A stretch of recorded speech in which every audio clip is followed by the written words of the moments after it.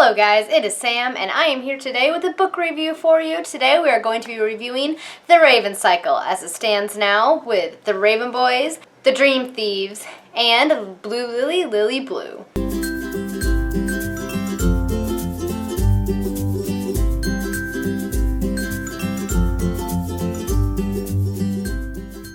Hello everyone, it is Samantha. I hope you guys are having a fabulous day. As I said in the intro, I'm here today with a book review. I decided to do a review on The Raven Cycle as it stands now. So there's going to be, I believe, 4 books altogether, but only the first 3 are out. That is The Raven Boys, The Dream Thieves, and Blue Lily, Lily Blue. I just finished Blue Lily, Lily Blue the other day, and now I want to review the whole series as it is now. Yes. So The Raven Cycle is a young adult urban fantasy story. The Raven Cycle takes place in West Virginia, I believe it is. It follows 4 main protagonists. The first is Blue, who is the only non-psychic growing up in a family of psychics. She lives in a very unconventional home. She lives with her mother and her aunts and her cousins, all female, and they're all psychic in some capacity. And they make their living off of giving readings and things like that. Blue herself is not psychic, but she does have an ability that enhances the other psychic's abilities, so allows them to see more clearly, etc. It also follows 3 of the Raven Boys, which is the nickname given to the rich student academy, the Algonby Academy, that these boys attend. The first is Richard Gansney III. He is a very wealthy boy that attends the academy, and he chose it because of his proximity to the ley line, which is a psychic line that runs throughout the world. And he has spent his entire life trying to find Glendower, this Welsh king, from the early Middle Ages that he believes is sleeping. Legends are he's still alive. Whoever wakes him will be granted a request. So he's trying to find him. He's been gathering clues from all around the world, and he believes that he may be located near where the school is located in Henrietta. He also has 2 friends. One is Adam, who is a poor boy that has kind of paid his way through scholarship and his own work to attend this academy because he wants to further his education. And he kind of struggles with that, and also his abusive father. His 3rd friend is Ronan Lynch, who is like this kind of a troublemaker, very wild child. His father is dead, his mother's in a coma, kind of has a troubled past. So those are the 3 Raven Boys. So the story basically opens with Blue. Blue's a very interesting character in that she has been told by her aunts that she has a curse. Her curse is that if she kisses her true love, he will die. So she already doesn't care about that because she doesn't want anything to do with boys. She can't stand them. She just wants to do her own thing. Very independent, strong-willed young woman. So the story kind of opens in this place where Blue and her mother, usually her mother, this year it's her aunt, every single year she has to be there as they watch the dead walk down what they call the spirit road. And these are the future dead, people who live nearby that are going to be passing the next year. She enhances her mother and aunt's ability so they can actually see them and get their names, write them down, and then they'll inform the people who are going to be passing so that way they can get their affairs in order, etc. So Blue is helping her aunt at this, and she sees her first spirit. It is a boy in an Algonby Academy uniform, and he ends up telling her that his name is Richard Gansney.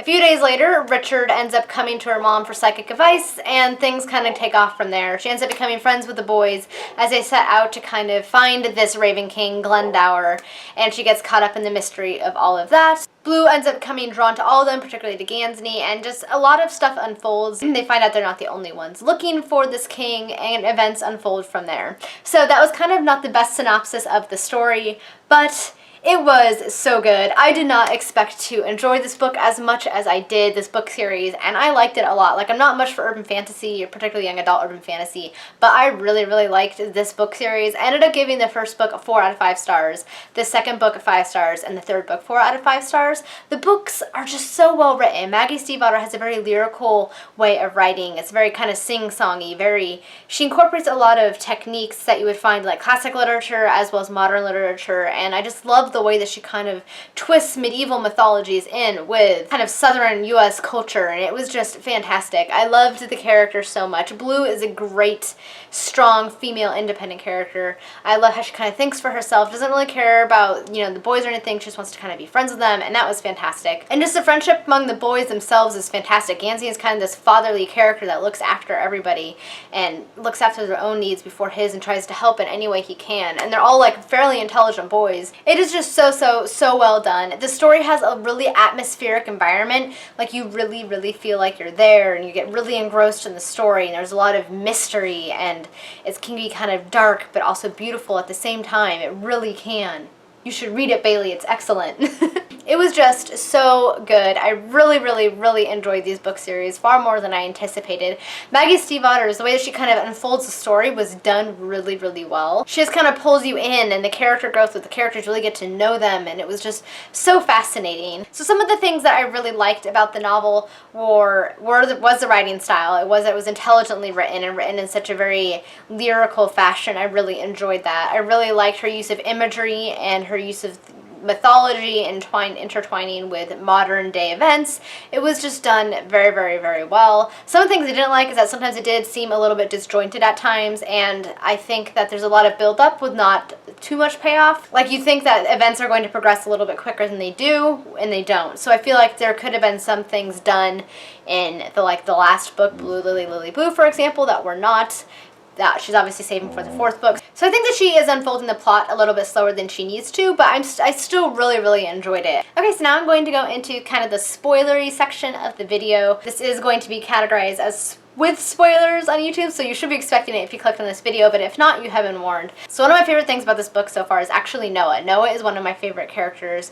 He is phenomenal. I love him so much. The way she's handling him with him being dead, and just his interaction with the other characters is so touching, and I was not expecting that, I have to admit. Until that was revealed at the end of the book, I was not expecting Noah to be dead.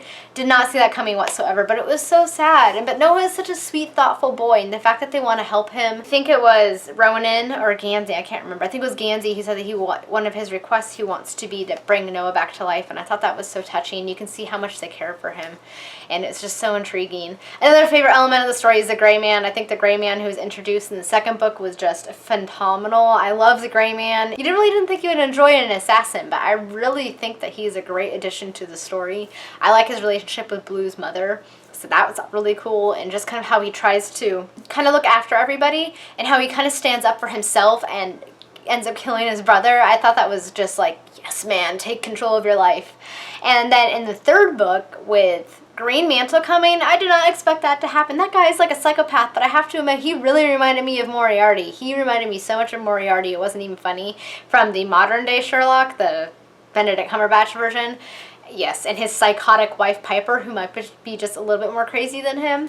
So yeah, those are some of my favorite characters. I really, really thought the 2nd book was really cool with the whole dream thing, and with him being the Grey Warren, Ronan being the Grey Warren, and taking these things out of dreams. I thought that was so fascinating. I mean, it was just such an interesting concept, and I liked how Ronan and his family, like, there's more than one type of dream thief, but the Grey Warrens are the ones who respect and protect Caveswater and those other locations, which is what Ronan's family is. I thought that was really well done. And I like Ronan's character growth in general, just going from a character I hated in book 1 to somebody I really enjoyed in book 2, and just the pain that he's had to go through and the things that he's had to deal with. Like, he's so closed off, and it's very much that he has a facade out there for people to see that only a few know how he actually feels inside. I do wish that he would kind of like let down his walls a little more and stop being kind of such a dick, but you know, I guess that's his character. And finding out in book 3 that Matthew was one of his creations broke my heart, because if anything happens to him, what's going to happen to Matthew? Like, what happened to his mom? It's just so sad. And, oh, I don't know. He's just a very intriguing character. I have to admit, though, Adam is one of my least favorite characters. Adam just kind of annoys me throughout the whole books.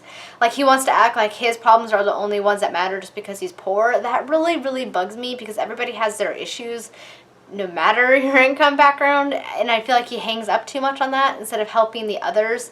He gets too hung up on his own pride. I think that's one of his biggest faults, is that he's very, very prideful. In some ways I can see where he's coming from, but I think it can be a little overly harsh with Gansey and harsh with Blue. And so Adam really is kind of, I think, one of my least favorite characters in the series. The thing I find interesting is that Gansey is kind of untouchable. Like, we do get some chapters or passages kind of from his perspective, but we still don't know a whole lot about Gansey. And I would say he's probably one of the characters we know the least about, next to Blue, which I found kind of interesting. Another thing I liked from the 3rd book was when they woke up the first sleeper. I can't remember her character, but the Glendower's daughter, his illegitimate daughter, I really like her character, and I feel like there is so much more to the Blue, Lily, Lily, Blue thing that she kept saying to Blue. Like, I feel like that's some kind of a clue, but I'm just not getting it. I'm sure it will be revealed in the last book, but I feel like there's so much more to that. But she was just kind of a funny character, and I thought that she fit in really well with all of her aunts, and I love her aunts. I love Calla and Persephone dying. That was so sad. Oh, I did not see that coming. That broke my heart.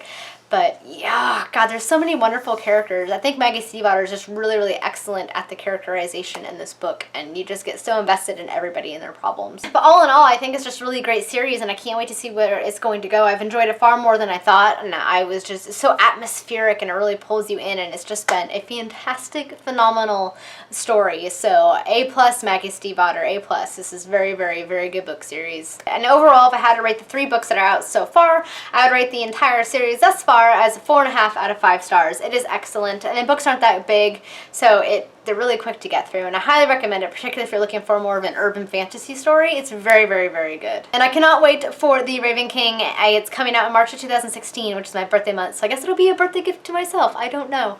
But I really, really, really like the series, and I highly recommend it if that's something that you were looking for. Alright guys, that is it for my spoiler for review, The Raven Cycle. I hope it was okay. I feel like it was a little rambly because I'm kind of doing this a little bit off the cuff, but I hope you kind of got an idea for what I liked about the book.